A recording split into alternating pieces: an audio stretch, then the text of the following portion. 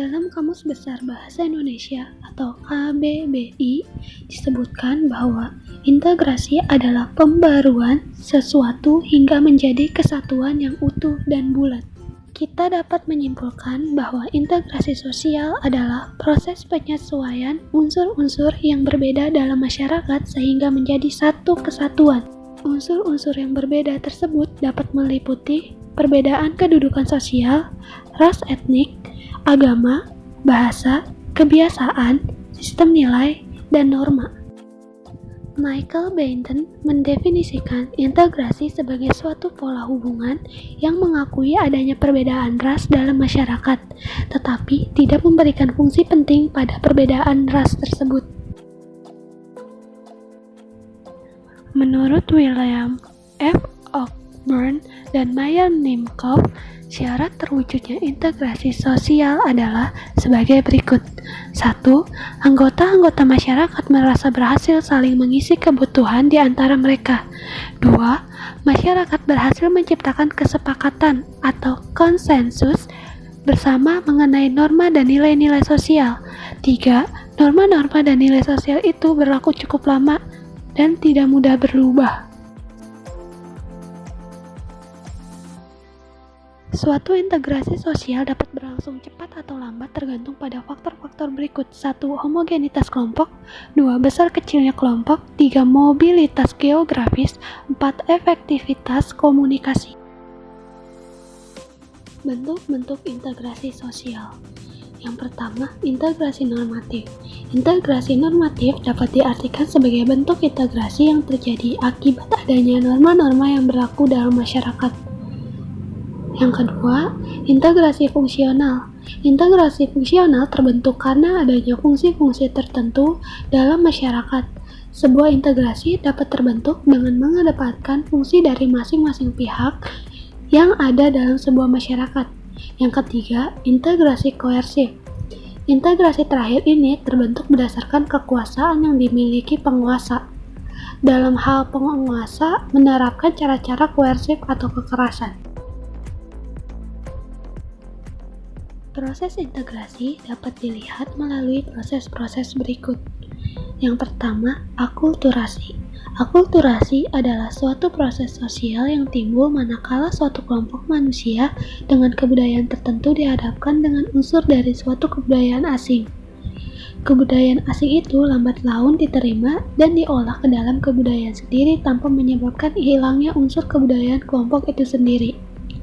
Yang kedua, asimilasi. Asimilasi adalah pembaruan dan kebudayaan yang disertai dengan hilangnya ciri khas kebudayaan asli sehingga membentuk kebudayaan baru. Faktor pendorong integrasi sosial. Yang pertama, toleransi terhadap kelompok-kelompok manusia dengan kebudayaan yang berbeda. Yang kedua, kesempatan yang seimbang dalam ekonomi bagi berbagai golongan masyarakat. Yang ketiga, sikap saling menghargai orang lain dengan kebudayaan. Yang keempat, sikap terbuka dari golongan yang berkuasa dalam masyarakat. Yang kelima, persamaan dalam unsur-unsur kebudayaan. Yang keenam, perkawinan campuran. Yang ketujuh, adanya musuh bersama dari luar. Pada awal tahun baru 2020, dunia dikejutkan dengan sebuah penyakit yang disebabkan oleh virus baru yang sangat berbahaya. Bahkan, Organisasi Kesehatan Dunia WHO resmi mengumumkan status darurat dunia loh. Virus baru itu bernama Corona dengan nama lengkap virus 2019 novel coronavirus atau 2019 nCoV. Virus ini pertama kali ditemukan di kota Wuhan, Cina. Virus corona ini masih satu keluarga dengan virus SARS dan MERS loh. Peneliti menemukan hal yang mengejutkan bahwa virus itu berasal dari kelelawar.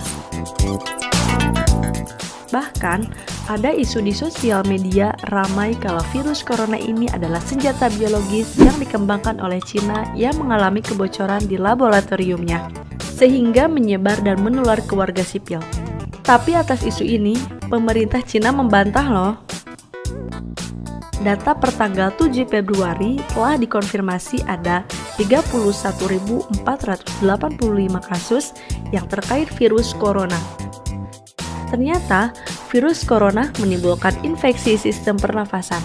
pada sebagian kasus hanya menyebabkan infeksi pernapasan ringan sampai sedang seperti flu. Akan tetapi, virus ini juga dapat menyebabkan infeksi pernapasan berat seperti MERS, SARS, dan pneumonia. Infeksi virus corona bisa menyebabkan penderitanya mengalami gejala flu seperti hidung air, sakit kepala, batuk, nyeri tenggorokan, dan demam. Atau gejala penyakit infeksi pernapasan berat seperti demam tinggi, batuk berdahak, bahkan berdarah, sesak napas, dan nyeri dada. Namun, secara umum ada 3 gejala yang bisa menandakan seseorang terinfeksi virus corona, yaitu demam, batuk, dan sesak nafas. Sedangkan, pada kasus yang parah, infeksi corona bisa menyebabkan beberapa komplikasi serius, seperti pneumonia, infeksi sekunder pada organ lain, gagal ginjal, bahkan sampai kematian. Sampai awal Februari 2020, belum ada vaksin untuk mencegah virus corona loh. Oleh sebab itu, cara pencegahan virus corona yang terbaik adalah dengan menghindari faktor-faktor yang bisa menyebabkan kamu terinfeksi virus ini, yaitu hindari bepergian ke Cina atau ke negara lain yang telah ditemukan adanya penularan virus corona. Gunakan masker saat beraktivitas di luar ruangan, terutama bila kamu beraktivitas di tempat umum. Rutin mencuci tangan dengan air dan sabun atau hand sanitizer yang mengandung alkohol setelah beraktivitas di luar ruangan. Hindari kontak dengan hewan, terutama hewan liar. Bila terjadi kontak dengan hewan, cuci tangan setelahnya ya. Dan selanjutnya, yaitu pastikan kamu memasak daging sampai benar-benar matang sebelum dikonsumsi. Nah,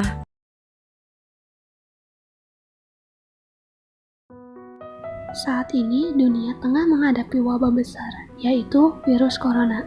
Dan virus ini sangat berdampak bagi kehidupan masyarakat sehari-hari. Lalu, apa hubungannya dengan integrasi sosial? Integrasi terjadi karena adanya kontak sosial.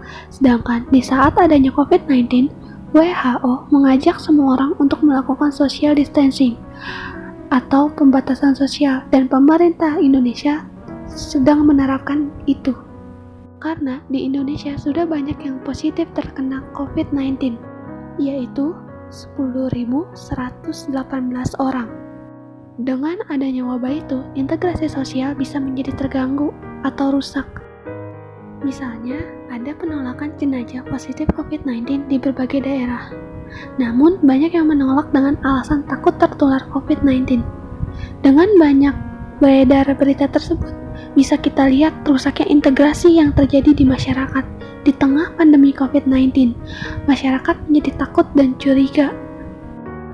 Untuk itu, mari kita tetap menjaga integrasi sosial di tengah-tengah masyarakat kita. Untuk saat ini, dengan cara tetap melakukan social distancing atau pembatasan sosial agar virus COVID-19 bisa putus dengan cepat.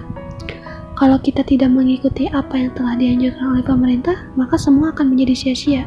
Yakinlah pemerintah telah berusaha dengan kuat dan bijaksana dalam membuat keputusan demi kepentingan masyarakat.